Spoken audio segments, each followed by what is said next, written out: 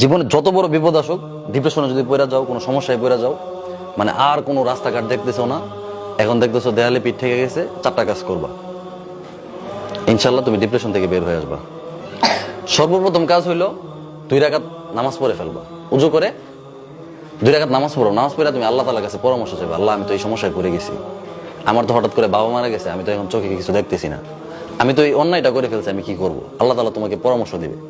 এই কথাটা আমার এক আপা ওই দিন বলতেছে, আমি একটা সিদ্ধান্ত নিয়েছি, নেওয়ার পরে আমি টেনশনে পড়ে গেছি যে হায় আমি এখন কি করব। তা আমার আপা আমাকে বলতেছে যে তুমি কাজ করো, 2 রাকাত নামাজ পড়ো, নামাজ পড়ে আল্লাহ তাআলার সাথে পরামর্শ করো। আমি চিন্তা করছি আল্লাহ তাআলার সাথে পরামর্শ করবো কিভাবে। 2 রাকাত নামাজ পড়ছি, নামাজ পড়ে আমি আল্লাহকে বলছি যে আল্লাহ আমি তোমার একটা সিদ্ধান্ত নিছি, কি করব। তখন দেখি আমার মাথায় নানান চিন্তা আসতেছে, বুদ্ধি আসতেছে, পজিটিভ, বুঝছো? ডিপ্রেশনে পড়ে গেলে প্রথম চেষ্টা করবা 2 রাকাত নামাজ পড়া। দ্বিতীয় যে কাজটা করবা, একা থাকবা না। হ্যাঁ, ধরো তুমি একটা খারাপ পরিস্থিতি পড়ে গেছো, রুমে দরজা টরজা বন্ধ করে একদম হায় হায় আমার সাথে এটা কি হয়ে গেল, তখন তোমার মাথায় খারাপ চিন্তা আসবে। কি চিন্তা আসবে? তখন মনে হবো যে আমি উল্টাপাল্টা কিছু করি। আরবিতে একটা প্রবাদ আছে, ওতলাতুর রাসি দুক্কানুশ শাইতান, খালি ব্রেন হচ্ছে শয়তানের রাস্তা না। কিসের রাস্তা না? শয়তানে বাসা বাঁধে, শয়তানে দোকান বানায়। তাইলে যদি তুমি ডিপ্রেশনে পড়ে যাও, তাহলে একা থাকবা না, মানুষের মাঝখানে চলে আসবা। হাজার হাজার মানুষ যেখানে থাকে, তোমার আত্মীয় স্বজন যেখানে, তোমার ছাত্র ভাইরা যেখানে, তোমার বন্ধু বান্ধব যেখানে, তুমি ওইখানে চলে যাবা। তখন উল্টাপাল্টা চিন্তা আসবে না। কয়টা হলো? 3টা। নামাজ, রুমে একা থাকা যাবে না, মানুষের সামনে চলে আসবে।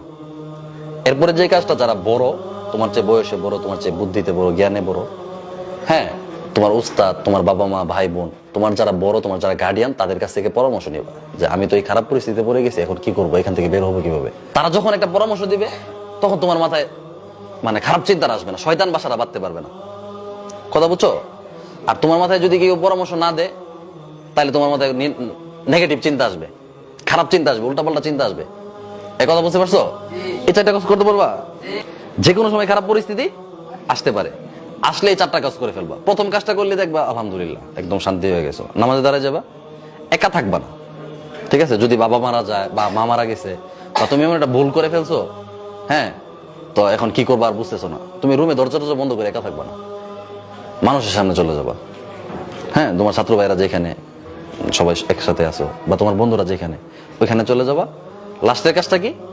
যারা বড়, যাকে তোমার কাছে ভালো লাগে, সে উস্তাদ হোক, বাবা মা হোক, যেই হোক, হ্যাঁ, যার কাছে মনে হয় যে তার কাছে যদি বলো তাহলে কোনো সমস্যা হবে না, এমন একজন মানুষের কাছে গিয়ে এটা পরামর্শ করবো যে আমি তো একটা ভুল করে ফেলছি, বা আমি একটা বিপদে পড়ে গেছি, এখন কি করব। তো উনি পরামর্শ দিলে দেখবো তোমার চিন্তা আসবে, বা তোমার অনেক আসান হয়ে যাবে, এই সমস্যা থেকে তুমি বের হয়ে আসার সুযোগ পাওয়া যাবে, আল্লাহ তাআলা তোমাকে ব্যবস্থা করে দেবে। পারবা? বিপদ তো যে কোনো সময় আসতে পারে, ঠিক না? তোমার জীবনে বিপদ, আমার জীবনে অনেক বিপদ গেছে, তোমাদের বিপদ আসবে না? আসবে। আসলে বিপদ আসলে হায় হায় আমি তো বিপদে পড়ে গেছি, এখন শেষ, আমার জীবন শেষ, এমন না বিষয়টা। এমন যে আমি বিপদে পড়ে গেছি, এখন কি করব। অনেকে আছে বোকা, দরজা মরজা লাগাই থাকে, পরে শয়তানে এসে আত্মহত্যা করে যে আত্মহত্যা করে সে কোথায় যায়? জাহান্নামে যায়। আত্মহত্যাকারীর কোনো মাফ আছে? সে ডাইরেক্ট জাহান্নামে যাবে। আত্মহত্যা করার সময় মৃত্যুর আগে যে যন্ত্রণাটা হয়েছে, এই যন্ত্রণা সারা জীবন, মানে কিয়ামতের পরে আর কোনো মৃত্যু নাই, আমৃত্যু সে এই যন্ত্রণা উপভোগ করবে। কষ্ট না অনেক? মৃত্যুর আগের কষ্টটা, এই কষ্টটা সে সারাক্ষণ পাইতে থাকবে, এটার কোনো শেষ নেই।